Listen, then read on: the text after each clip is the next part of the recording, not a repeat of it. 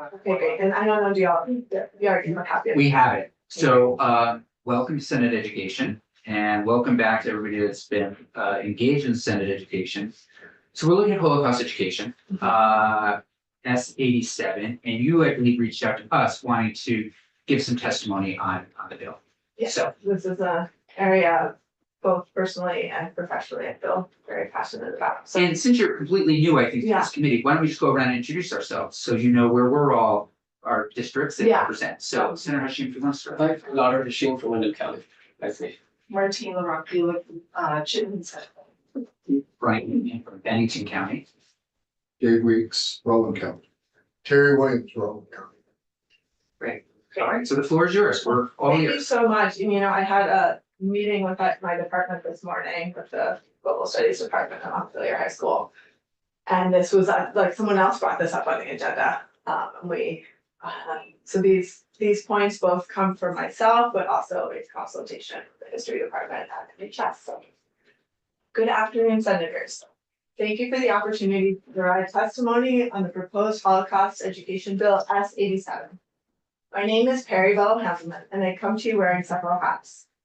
I am a social science teacher at Montpelier High School, where I teach 10th grade world history, a senior elective on social change theory and practice, and serve as an advisor to the student-led Racial Justice Alliance.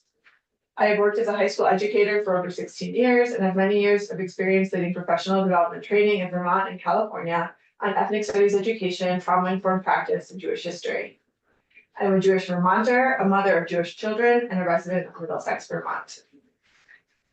I myself am a strong supporter of Holocaust education. I teach a 6-week unit every year in my 10th grade class that examines the events leading up to the Holocaust, its implementation, legacy, and continued relevance today. Anti-Semitic, homophobic, and racist ideas continue to proliferate in our society, and in the recent decade have become more visible as white supremacist ideologies have resurfaced in mainstream politics. In the Montpelier Roxbury Public School District, we've had numerous instances of anti-Semitic bullying and vandalism in recent years. Holocaust education is one essential component of preventing the spread of this ideology. That said, I have three concerns about this bill as currently written. First, I would like to address the potentially negative consequences of mandating 6 hours of Holocaust education every year of the middle and high school grades. Foremost, this is not a trauma-informed approach to teaching this very sensitive material. The Holocaust is a triggering subject for many young people who belong to targeted groups. It can also be the avenue in which supremacist, often white supremacist, ideas students have learned outside of school surface in the school community, as has been the case in Montpelier. The Holocaust, like all other supremacist movements, must be taught deliberately by a content expert in a strong container with a trauma-informed approach in a proper historical context. As a mother, I do not want my children who are Jewish to sit through 6 hours of superficial treatment of this material over the course of 7 consecutive years. Nor would I wish for Black students to be forced to sit through lessons about racial slavery every year, nor for Indigenous students to study the history of European colonization annually either. Furthermore, from a learner perspective, it is also not helpful for this material to be repeated every year. As history teachers, we know that anytime we cover the same topic on an annual basis, it begins to feel repetitive to students and loses its impact. Students begin to, just to add on, believe that they know everything there is to know about this topic and not be interested in learning more, even when that's very much not the case. A more appropriate pedagogical approach would be to touch on the Holocaust experience through a humanities lens at some point in middle school and through a social science lens inside a global studies curriculum in high school. Secondly, I'd like to address the topics that are required to be covered under this bill. There are many key facets of Holocaust education that are missing, in my opinion. Topics that I and many other Holocaust educators believe are essential to understanding this history include the robust, militant, and creative resistance led by members of targeted groups, the personal risks taken by countless Europeans who acted in solidarity with targeted groups, the inclusion of socialists amongst the targeted groups, and the emergence of fascist ideologies as a response to socialist revolutions, the strategies used by the Nazi Party to gain a foothold in German society, and the combined impact of indoctrination and economic promises. The use of anti-Semitism as a strategy for maintaining ruling class power throughout over a millennia of European history. The tactics employed during European colonization that were copied by the Nazis and implemented during the Holocaust. The connection to the social construction of race and the eugenics movement in the United States, and I would really highlight eugenics as something that is really essential to any standards covering the Holocaust. The refusal of the United States to provide asylum for Holocaust refugees after World War II. The 10 stages of genocide framework from which we can understand the commonalities between the Holocaust and other instances of genocide in the world. When I introduce a unit on the Holocaust, my students have often heard of it, but have a simplistic understanding of what the Holocaust was, that the Holocaust was a result of Hitler's hatred of the Jewish people. As you all know, it is much more complicated than that. My students consistently share that what is most impactful for them in this unit can be summarized in 4 essential understandings, and this is what I get when I review student reflections at the end of the unit. That the groups targeted by the Nazis fought back in whatever ways were available to them. Just this idea that people resist genocide as such an important understanding. That through systemic indoctrination, supremacist ideologies can quickly take hold in otherwise progressive societies. That the Holocaust is not a fluke of history, but rather deeply interconnected with the other events we study in modern world history, including histories of colonization, racial slavery, the emergence of industrial capitalism, and political revolutions of this time period.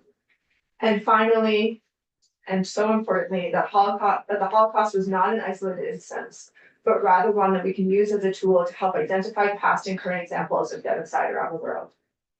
I would urge these understandings to be at the heart of any Holocaust education curriculum. So my final concern with the bill as currently written is that by mandating Holocaust education and not genocide education more broadly, the bill perpetuates an anti-Semitic trope of Jewish exceptionalism, obscures students' ability to identify and intervene as a threat of genocide arises today, and minimizes the experience of young Vermonters whose families or ancestors experienced one of the many other genocides in recent history.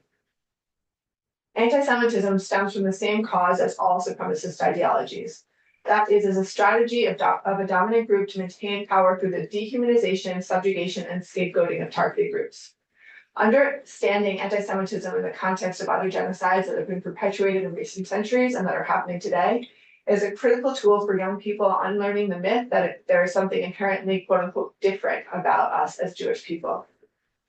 I am concerned that in making the Holocaust the only specific historical event that Vermont educators are mandated to teach, we will further the idea of Jewish exceptionalism. Further, in decontextualizing the Holocaust from other instances of genocide, this bill also fails to fulfill the most important ethical lesson of the Holocaust, which is the importance of identifying and acting to prevent future genocides. The 10 stages of genocide framework, as created by the NGO Genocide Watch, is used by scholars and human rights organizations around the world. It outlines common themes found across instances of genocide and attempted genocide, from the systemic dissemination of indigenous people and the system of racial slavery in the Americas, through the genocides committed in Darfur, Rwanda, and Bosnia in recent decades, to the current crusades waged this past year against civilians in Aqsa, the Congo, Sudan, and Gaza, to name a few. Most gravely, by de-emphasizing other communities that have been impacted by genocide, we risk sending the message to many of our most vulnerable students that their group suffering is less important. My strong recommendation to the Senate Education Committee is not to move forward with the current language in S87, but rather to develop a more inclusive genocide education bill that takes a global approach to understanding these histories and the current supremacist ideologies and violence in the world today. I would also ask that a committee be convened to write an updated bill that includes middle and high school teachers, historians, human rights experts, and Vermonters who are from communities that have been targeted by genocide. There are 2 points I didn't include in here that I just want to emphasize. One is that, as a teacher, when I have students come to my classroom, yes, they're understanding, they've heard of the Holocaust, but the range of understanding of what that means varies widely. And But the same can also be said for many other horrific instances in our history, particularly racial slavery and colonization. It's really astounding to me and often astounding to my students how little they know about these histories before they take my class. And so I would just say, in general, I read the Vermont NEA's testimony, and they raised some concerns around mandating any specific content. And as a history teacher, I share those concerns, right? We're seeing this play out across the country, what the pitfalls can be of governments mandating what is included in social studies education. That being said, we have some pretty significant holes that I see our students missing in this state. However, I think it would really be a mistake to single out Holocaust education amongst those and not more broadly address the histories, the painful histories that targeted so many marginalized and historically oppressed communities in this state that don't get taught in their full complexity, and who don't, and that often aren't taught in a way that fully humanize the people that were targeted. And so again, like when I urge for a genocide education bill, it is within that context that there is much that needs to be covered. And I think the Act One framework really does, move us forward in many ways on that behalf, but I think a genocide education bill could be a powerful accompaniment to that too. So thank you for your time. Really appreciate being here today. Thank you. Questions for Ms. Fellow Handelman? Senator Pula. Thank you. Could you give us a really simple, brief example of what teaching of the Holocaust experience through a humanities lens might look like, and also through a social study, global studies curriculum, just tease out one little. Yeah, well, actually, yeah, so I don't teach in the middle school, and I apologize in blanking on the name of the book that the students read, but last year my students wrote a book on refugee experiences that looked at refugee experiences in the face of genocide and mass violence around the world, and criteria that maybe doesn't meet the criteria of genocide, but is along the framework of the 10 stages of genocide. And it was all done through stories. So they looked both, and this was done, I believe, in the 8th grade class, where they read the story of a young man who was a refugee from the Holocaust alongside a refugee from Syria, and alongside several other stories. So that's what I'm referring to, right? Project. Oh, It's right with a number. yeah, I should have looked it up Yeah. before I came here. No, that's Right, or other material, right, that is age appropriate in our middle schools, right? And some schools engage with their brain, but looking more through the personal experiences of survivors and victims of these tragedies. I think that's what I mean by that. Whereas by 10th grade, students are really able and have a higher just intellectual cognitive ability to contextualize what is happening in broader historical patterns. And I think that's a really essential component that we add in. Did hear early on some testimony, I think it was a quote from The Economist, that roughly 50% of young people aren't even aware of the Holocaust, so which is incredibly disconcerting, as you can imagine. Right. I mean, those statistics are also like astounding for many other parts of our history as well. So it's helpful to take it in that context. I can't pull the statistics right now, but it's not the only thing that young people are wildly ignorant about.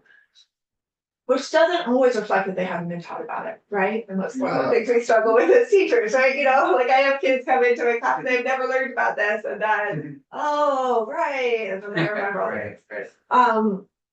But that, I completely agree. We have a need for Holocaust education. And I see that need here as well in Vermont. It would be great to have those statistics for Vermont too. So. Asked, how do you combat an anti-Semitism in your school? I talked to a parent this weekend. I heard that Burlington High Schools had a number of different issues related to this. Kids, I guess I'll leave it there. How do you address this issue? Or deeply in that conversation right now on Twitter. You are. Yeah. Yeah, yeah. I mean, one thing that I have experienced since I've been in the state for 5 years and I came from the Bay Area in California, and there's just a very different culture around responses to incidences of hate. And often that looks like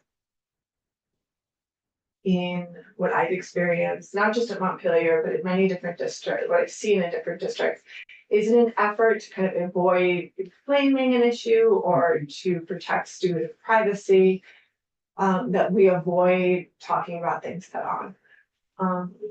I think that these need to be issues that our school districts take up, that when there's a swastika Mhm. in a bathroom stall, that there is a robust response, just like when there is hate speech against students of color or queer and trans students, disabled students, which we have happening on a regular basis in many of our districts. So I do think there's just a level of just clear responses from the administration, administrations, districts, having more courageous statements, and clarity around these issues, and that we need to take them on in our schools as well. And a key piece to how we address anti-Semitism to me though is that we really contextualize it as a supremacist ideology. That we do teach in my class, like I teach very specifically what the root is, what is specific to anti-Semitism, just like what we look at it, what is specific to anti-Black racism, what the like historical reasons were that these were used as ruling class strategies, and how then we kind of see those trends still present today, the remnants of those ideologies embedded in subtle ways in mainstream thought. So to me, like very robust education is needed, which is the kind of thing that we need to outline in much greater detail within a genocide education bill, or that I know like the Act One working group has taken on as well. I don't know. No, that's Yeah. helpful.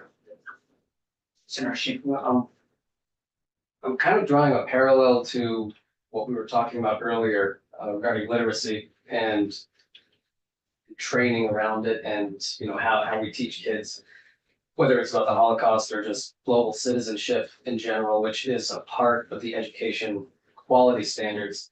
And you know, when we hear anecdotes that there are some teachers who just are skipping over the Holocaust, and it's just anecdotes, but you know, I mean, what's missing in the supervision there, or you know, or the review process for what's being taught in the classroom?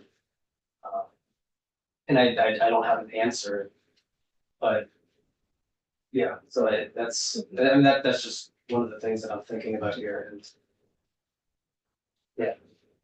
And to take it even another step is just figuring out how to have those conversations. So it's teaching, but if you're an administrator and there's a swastika on the bathroom wall, you know, how do we equip our administrators and others to deal with that in an effective way? Go ahead. yeah, well, actually, a question for you is, you know, if there was another history teacher in your school and, you know, they got to the World War II section of their curriculum and they just completely skip over the Holocaust, is there, you know, what would happen to that teacher, or, you know, can you provide any insight? I know it's speculation, I'm sorry. No, well, I mean, it at our school, we have a curriculum that myself and Colin Sullivan wrote, right? So it wouldn't, that includes Holocaust education. Like we as a department have gone through and have identified all of the major historical moments that are going to be taught, and what both kind of content standards, skill-based standards, and enduring understanding students need to have. So we do have that. I think that's like a critical piece for any history or ELA department to have. I do think that is a question for the state. I do think that there are other places where there are holes in our curriculum. And it's not clear what recourse.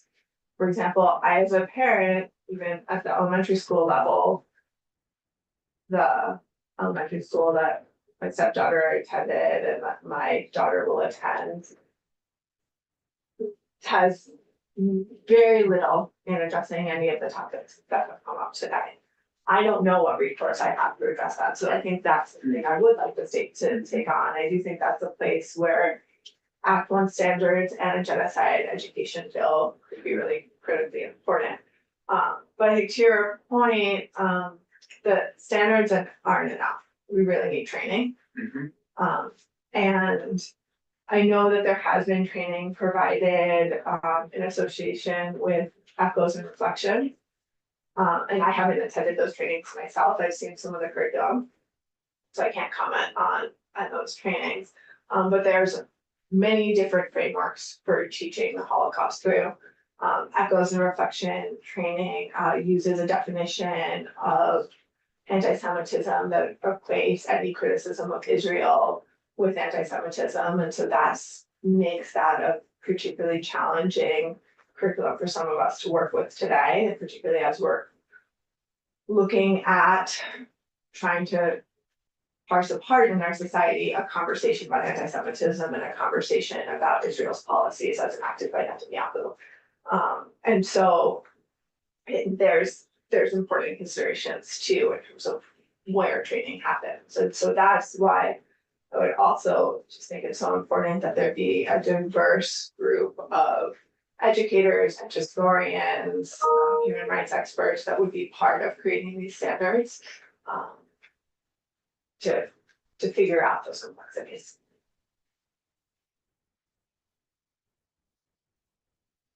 Any other questions, comments? Yes, Senator Wayne. No, I thank you for your testimony. I totally agree with you. I think that it should be genocide in general, not specifically one race or one genocide. I mean, I don't even know how to talk about it because what's prevalent right now in the media is what's going on in Israel and Gaza. I don't want to offend anyone, Yeah. but I think that it's so important that we get the education, we continue the message of what's happened in the past, or we're going to repeat it. Yeah, and I think this piece of both deeply understanding anti-Semitism and deeply understanding genocide and how genocide takes place oftentimes as governments are grasping on to hold on to power. Needing to be able to have both of those understandings to parse out our own country's role in current events, particularly in Israel Palestine right now and the Middle East at large. Like these are some of the most critical issues happening in the world, and a lot of our ability to understand it has been obscured by not having this education. Really, your teacher education program prepared you for these conversations? Or was it through additional training that you were able to? Both, and I did my teacher preparation at San Francisco State University, which has an ethnic studies college, and so did get some of these frameworks in my teacher education, which I don't think has not been the norm in most teacher education programs.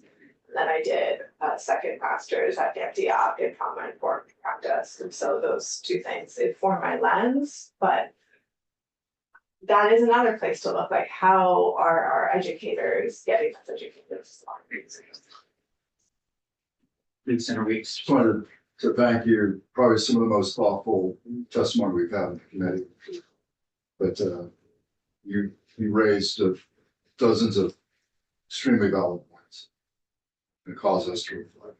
Thank you. It shows the complexity, I think, in part why generally this committee does not do curriculum. It is a standards process, and we'll hear a little bit from Ms. Garces around this. If you're able to stick around, great. Yes. I'd love to have you. Yeah. Great. Up to you guys. Any final questions or comments? Thank you. Yeah, thank you very much. Appreciate the time. Perfect. Ms. Garces. Hi, Hello. thank you, I apologize. Oh, you got it. Get lost in this, yeah. Yes. Uh, I promised to send this, but my computer literally froze before I couldn't put the No problem letter at all. in. So let me just frame this a little bit for you. You heard the testimony. We're trying to understand the best way to approach this issue. is there a way for us, for example, to direct the creation of a standard if we would want to move in that direction? But we know that you, through the ethnic studies process, have been in the thick of this work. And so if you would just say a little bit more, you've been in here to talk a bit, but about the process, the Act One framework, and how it addresses this issue. Thank you, yeah, that one you already know, for the record, Amanda Garces, Director of Policy Education Outreach for the Vermont Human Rights Commission, and former chair of the Act One Working Group. So, yeah, I will just start by sharing that we believe that, you know, the inclusion of the Holocaust education within Vermont's public school curriculum and independent schools is really important. I just want to reiterate the charge of the working group, which was to review standards for student performance adopted by the State Board of Education, and recommend to the State Board updates and additional standards to recognize fully the history, contributions, and perspectives of ethnic groups and social groups.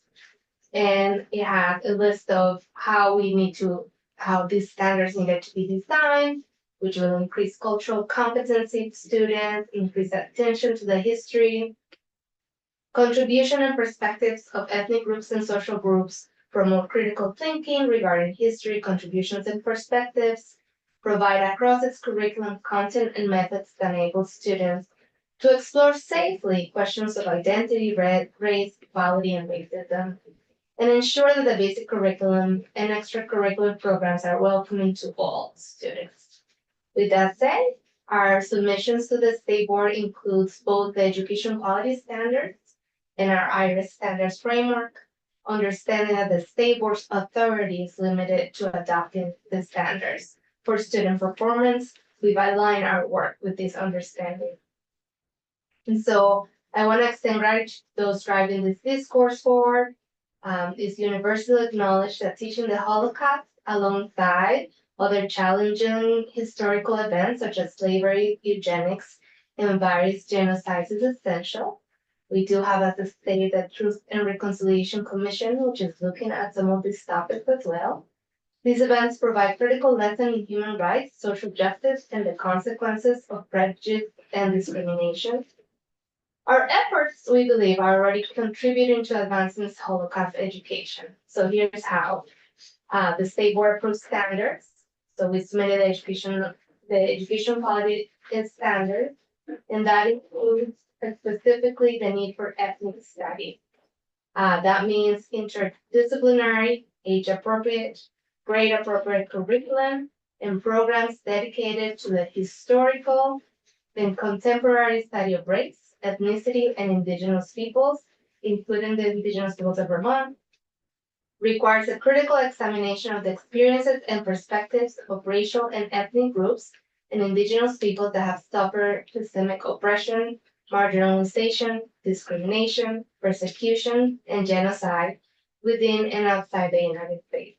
Ethnic studies may involve a criminal examination of these experiences and perspectives through the lens of the characteristics of social groups. So that was the definition that was adopted or voted by the State Board in May of 2023. There might be some revisions coming in the pipeline, but that is our definition of ethnic studies. So with that framework, we created the IRIS framework. And the way that we see that the Holocaust can be incorporated as a classroom teacher is in 4 pieces. The guiding concept of transformative solidarity as a way of members of oppressed social groups to find common cause and anti-discrimination work. So one is like the identity development, which explores the historical, contemporary, interdependent, and multidimensional nature of identity. So a teacher can use that. They can use interconnectedness, which is another one of our standards, to build one's purpose, anchor and anti-racist, anti-discriminatory, and intercultural solidarity. Social responsibility, co-creating cultural community spaces that center the healing from the effects of historic and contemporary trauma, harm, and toxicity rooted in racism and intersectional forms of oppression. And so like those were the 4 pieces that we came up with that the educators can use. So in summary, there's more, and I will send this, but in summary, I recommend that adopting the strategies outlined the Act One, which you have in your report. That basically address the necessity for teacher training and curriculum development in subjects such as Holocaust education, slavery, eugenics, and other genocides. The success of ethnic and social equity studies in Vermont's public schools depends on the commitment and collaboration of educators, support professionals, administrators, and community members with sustained professional guidance and resources from educational agencies. The training program should aim to enhance educators' understanding of historical, pedagogical, and social content, as well as their proficiency in curriculum development and classroom instruction. To ensure success, it is essential to provide adequate time, resources, and support for educators. Foster partnerships with organizations specializing in these subjects and establish long-term professional development initiatives. Additionally, collaboration between school districts, educational agencies, and organizations experienced in curriculum design is imperative. So it's noteworthy that while many other states have already made Holocaust education a requirement, incorporating a comprehensive approach to teaching about difficult history sets Vermont apart as a leader in inclusive and informed education. Now I give you all the other states that have Holocaust education, which include genocide. So Oregon, for example, requires the school districts to provide instruction about Holocaust and genocide, and the state board education develop academic content standards. California should offer courses in human rights issues with particular attention to the study of the humanity of genocide, slavery, and the Holocaust. Arizona requirement that students be taught about the Holocaust and other genocides. Colorado shall incorporate standards of Holocaust and genocide studies, which means on the Holocaust, genocide, and other acts of mass violence. Nebraska required to adopt standards for education on the Holocaust and other acts of genocide. So I'll give you the list of all the 25 states that have that requirement. And most of them include the other units. One question. When you were working on things, who from the standards board was your contact? Who did you interact with? From the state board, you mean? Yeah, no, from the standards.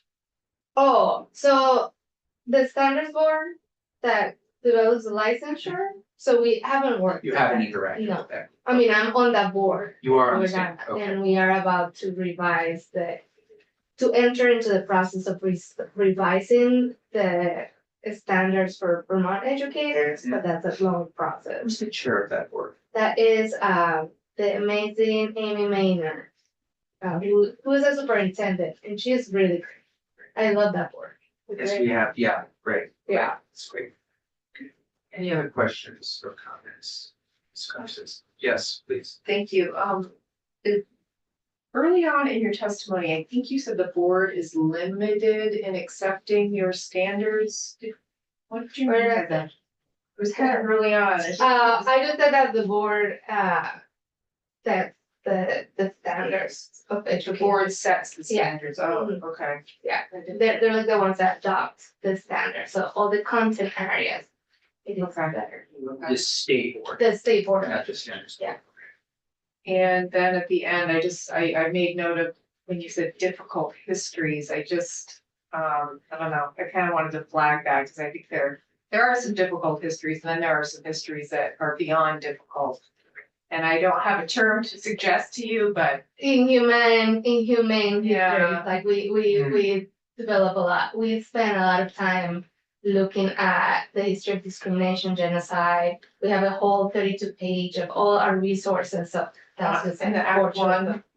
One, if I look on the webpage for Act One, that's where it would be. Yeah, I will send you all of our of how we came out with definitions. Yeah. All of our research is there in a document, it's like a 32-page document that explains where we research, what all of our research came from. Thank you very much. Thank you. Yeah, if you don't mind sticking around for a little No, bit. I that will would be be here, great. thank you. So, Ms. St. James, do you mind joining us? Sure. So I think, correct me if I'm wrong, is the committee comfortable with not moving forward with S87 as written? Okay, I think that's your opinion. So so in your folders, one way to look at this issue, this was proposed by a Burlington parent who is committed to this issue, who contacted me over the weekend, just as a starting point for another way to have this conversation, either in the miscellaneous education bill, and I'm not married to this, but just want to put it out there. It's really, and I'll have Ms. St. James say a few words, but this is a data collection piece to understand what is being done in our schools around Holocaust education. I'll pass it to Ms. St. James to just give us a quick little overview. That's St. James Office of Legislative Counsel. As your chair just mentioned, this language would require the Agency of Education to request from all supervisory unions a report back with information regarding whether and where Holocaust education is taught in a supervisory union-wide curriculum. And then included in the communication that goes out to supervisory unions requesting this information, there's a requirement that AOE provide Holocaust education resources that need to be developed in consultation with the Vermont Holocaust Memorial. I will just say that I think that the intent of what this language is trying to achieve is clear, but I may not have used all the right words as far as whether and where Holocaust education is taught.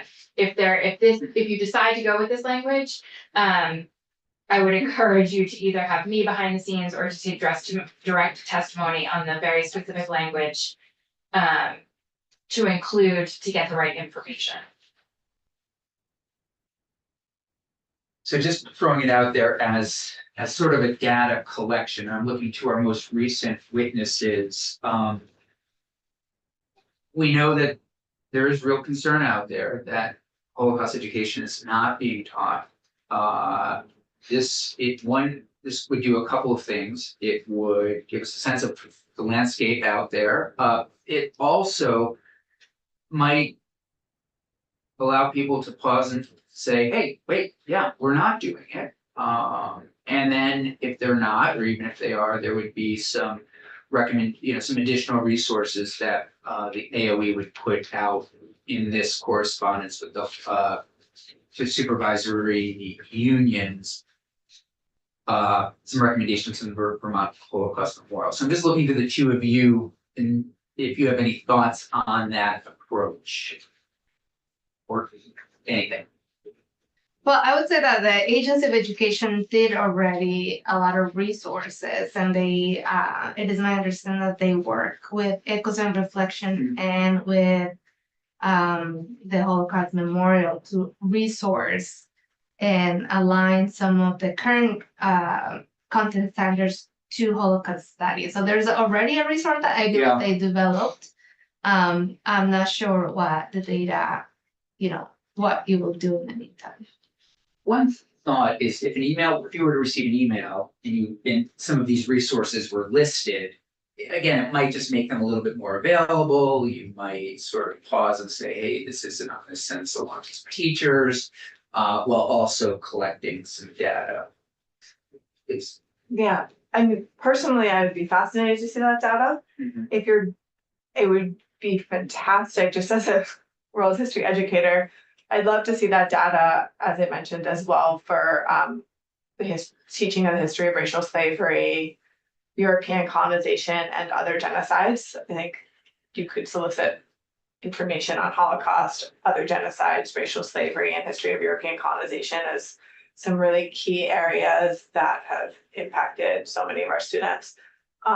And yeah, I think that would be very helpful to see. My only caveat with that would be, again, with the sharing of resources, looking at perhaps providing a few different resources for Holocaust education. There's the Parseo Institute puts out anti-Semitism and Holocaust curriculum that takes a different approach than Echoes and Reflection, and I wouldn't say not to use Echoes and Reflection, I just think it's useful for teachers to have content that's coming from different political perspectives. Does strike me as a moment in time where it would be helpful to gather some of this information. And it may not even be something that we need to legislate, but ask the agency to do. I have a vague recollection of the agency I could be completely wrong, having been asked to gather this kind of information several years ago, and I think it wasn't in the legislative request, and it may not have made it all the way. I don't think they were able to execute it, but they didn't. So, committee, Senator Kulik, what do you think? What's the question? Of the language proposed for this initiative, going about it this way in some regards. Should we use LEAs instead of supervisory unions? Supervisory union is the, I don't think you need to, it's one of their duties to develop statewide or SU-wide curriculum, so I don't think you need to use, that's a federal, usually a term that we're using. We're talking about like state requirements and who's responsible for what, but the SU is a Vermont specific entity that one of their duties is curriculum. Okay. Yeah, I think I mentioned this the other day, but I'll say it again. I was speaking with an educator in the Burlington School District who is Jewish, who understands that this can't really be a mandated curriculum and doesn't want it to be. But also said you could potentially go through K-12 in Burlington and not get Holocaust education. That is problematic for me. So what I would like to see maybe included with this is just more clarity around how the standards work, where Holocaust education would sit in the standards, along with genocide. And I mean, we can, maybe there are other things we want to flesh out, but I would like to see explicitly where Holocaust education is supposed to be taught. I think that would be information that would be really useful to us. And I also do think this is a good idea if we could make it happen as well.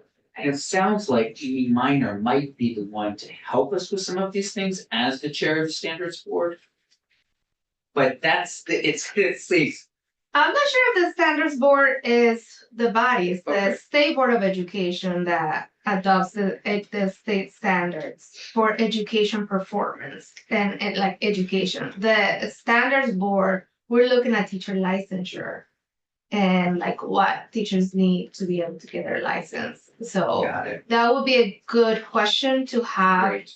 around what are teacher prep programs are teaching when they're given licenses in Vermont. That's like another place where we need to have that conversation. It's like, how are we, for the new teachers that are coming in the pipeline, what are the resources they're getting around Holocaust and genocide in general? That's really helpful because I think we've all been grappling with where does some of this really fall. Okay, Ms. St. Brief has it. Yes, and I think we talked about this when you had me come in to talk generally We about did. curriculum development, and I think, so my pitch to you all, the best place to get this, to perhaps make the best attempt to understand this is to have someone come in and literally walk you through the standards that have been adopted by the State Board of Education in Social Studies and World Languages, which encompass the global citizenship content area. It's likely that there are other content areas that would touch on this subject. But I'm just thinking broad strokes and the time you all have. Yeah. This would, understanding the content areas that supervisory unions are required to develop their curriculum to may help you understand where things should be or are required to be, and where there's any gray area. I don't know, I think in that the curriculum conversation we had, I sent you all a link to the content areas website on AOE. And you can click through the standards and it will take you to a portrait of a graduate in world language, proficiency-based graduation requirements. There's lots of resources that I am not competent to speak to, nor should you want me to speak to them. But there are requirements that SUs are required to develop their curriculum to. And until you understand what those requirements are, I feel like we're gonna have the same conversation. Yeah.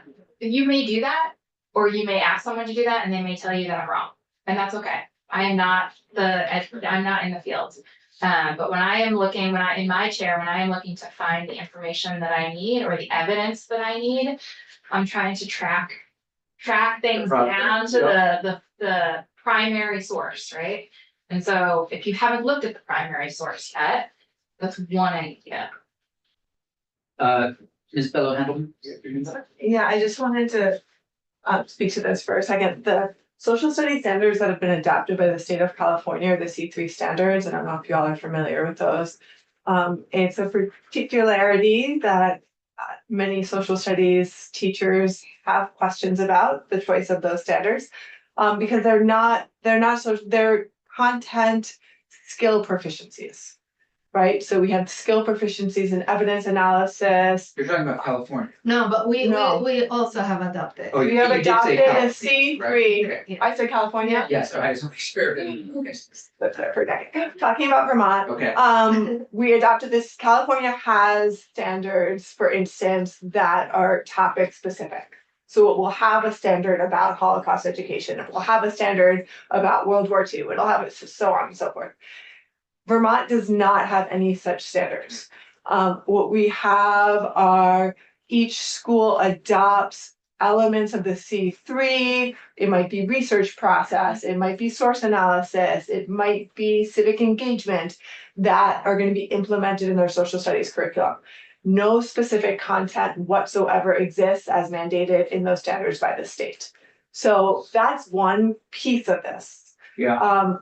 I saw for the first time in the NEA testimony that they pointed out that there is somewhere on the standards website where a document has been created that points to how Holocaust education can happen That's right. through the existing C3 standards. I've never been shown that as an educator. So whether or not that's mandated, it's not something that social studies teachers are being provided with. At least, probably not most of us. Senator Hashim has had his hand up. Yeah, I was just gonna mention, I think data collection for this is a good step. I think that it will be able to get an idea as to where the gaps are. And I mean, my thought is, if we see that there are teachers who, are trying to teach history, they're getting to the World War II section and they're somehow skipping the Holocaust. Maybe there's an issue there with training and what they need to know.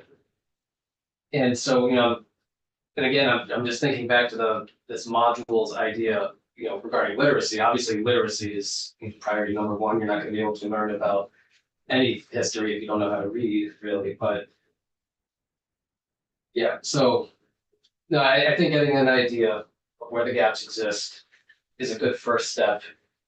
And then, we can figure out how to move from there as to, what type of training might need to happen. And maybe I'm biased because I majored in international relations, but, if you're not teaching the Holocaust, you're probably also struggling in other areas of teaching about the world. So, yeah. Good point. Senator Weeks. Yes. Thank you. So I agree with Senator Hashim. I believe this is a good tactic for data collection. I think the step that's missing is AOE needs to take that data and then come back with some recommendations. That's not in here. That step's not in here. I believe that step's missing, so I agree completely with what you said, but just to articulate what I think is lacking. Yeah. Senator Williams on this topic. Well, I think we need you know, we're not the curriculum committee for sure, but, I like what, Ms. Bell Handelman had her bullet items on page 2. Be a little more specific about what we expect. It's not just teach the Holocaust, but teach, you know, maybe a pared down list of the bullet items she put in there. And then, you know, we need to decide if it's gonna be taught in history or social studies or, and I agree with Senator Weeks that AOE should come back with us. Some recommendations after they do some data collection. Okay, you're okay with the data collection as well. Would you mind adding that to the miscellaneous education bill and as a coming back with some recommendations? Sort of play with that a little bit. Senator Jewel. Thank you. Circling background, so my question, I think I meant it as kind of a rhetorical device, but that's not how it came out, which was just, are we okay with it not being taught? I mean, okay, if it's not explicitly in the standards, are we okay with that? I guess that was more of like what I was trying to get at. It's a great point, and as I recall, the AOE's testimony, it was there, but I'm not sure if it was in the standards. Do you remember, Ms. St. James? I did not see that Okay. testimony, but I also think something that we've been dancing around both last session and this session is the concept of proficiency-based learning. Yeah. And how those impact Yep. your discussion, your understanding of the testimony that you are receiving, and the log that you are writing, because right now, when we're talking about content areas, there is just one general line in Title 16 that delegates authority to the State Board of Education to develop specific content areas. That is it, right? So if you are concerned that those content areas are not adequate, or you have questions about those content areas, I think understanding proficiency-based learning standards, concepts, what that means is going to be important on where you go. Because I think, as your witness just said, there's a different, and I think there's a difference between requiring content as in topics and the proficiencies that everyone is teaching to. Very different. And that's not coming from me. Yeah, no, we had a lot of conversation last year on this proficiency because we'd heard from a number of teachers, including ones that work in this building, that things were not working well. Their standards. Please, Ms. Carson. Yes, and I think one of the issues is that school districts have the option to pick. Like, for example, from the C3, this is how many standards, these are the standards we're gonna master out of the master list. And that's a choice, right, that districts have. So that's a little bit of a gap in there because you might have different districts deciding different things. And a lot of the social justice educators that I know that are doing this work of Act One already are using, for example, the C3 appendix. Yes. Out of the C3 is the Common Core. So there's an appendix that has a really great, more opening to have these conversations with students. And that's what they're basing their thing in. So I think it's really important that also part of Act One, having these conversations, the whole idea of ethnic studies, which it will include all of these conversations, it's not to create like the one class like that. It could be an umbrella for literature to be thinking about genocide and the Holocaust, like all the other content areas too. That is not just limited to that. And that's how you expand the conversation across the content areas and how you like take something like the Holocaust, genocide, to be able to look at all the difference between how someone's reading to how, you know, someone is looking at the historical context. So I don't know if I'm, Yeah. you're an educator. Anything else? Okay, so it's very helpful. we're gonna move forward with the language of the miscellaneous education bill. We're gonna pause on S 87 as written. We're gonna continue to look at standards. In fact, I'm gonna ask Morgan to submit Fannon's testimony on this issue, just put it in our folders for tomorrow, just so we have that. And we'll go from there. Anything else for today from anyone? You're joining us for the first time, I believe. Yeah. Sorry to point you out, but would you like to introduce yourself and tell us why you're here, if you're comfortable doing so? Hi, I'm Ruben McNeil. I'm an MSW student at UEF. I'm usually here virtually. Okay. Sorry about that. Keeping an eye on our work. Yes. Great. Terrific. Can I say one more thing? Just to emphasize, I said it before, but I think if you are gonna investigate the inclusion of the Holocaust, to ask teachers whether they address any other genocides, just might be some really useful information as we understand how this education is being framed. You can return to that. Yeah.